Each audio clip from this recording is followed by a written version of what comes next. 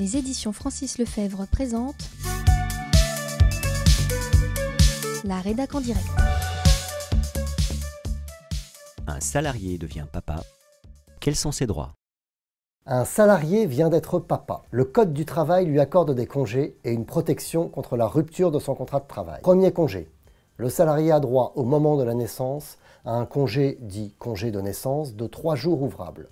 Ce congé est rémunéré et l'employeur n'a pas le droit de le refuser. Le salarié peut aussi, dans les 4 mois qui suivent la naissance, prendre un congé de paternité de 11 jours calendaires ou de 18 jours en cas de naissance multiple. Si dès sa naissance l'enfant est hospitalisé, le salarié a droit à un congé supplémentaire de 30 jours maximum. Attention, le congé de paternité doit être pris en une seule fois, il n'est pas possible de le fractionner. Le salarié est indemnisé par la sécurité sociale et par l'employeur, mais à condition qu'un accord d'entreprise ou qu'une convention collective prévoit un maintien du salaire. L'employeur ne peut pas refuser le congé de paternité, ni même le reporter.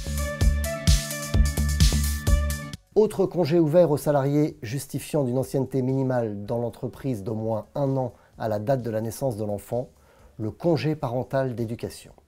Il peut être à temps plein ou à temps partiel. Ce congé, qui peut être pris à n'importe quel moment, est d'1 an maximum, renouvelable 2 fois, et prend fin au plus tard le jour du 3e anniversaire de l'enfant. Alors attention parce que des durées plus longues sont prévues en cas de naissance multiple. Le congé parental n'est pas rémunéré, sauf accord d'entreprise ou convention collective plus favorable. Le salarié peut percevoir, sous condition de ressources, une allocation versée par la CAF. L'employeur n'a pas le droit de refuser ce congé, et le salarié, à son retour, retrouve son emploi ou un emploi similaire avec la même rémunération. Signalons pour finir que le salarié bénéficie d'une protection contre la rupture de son contrat de travail.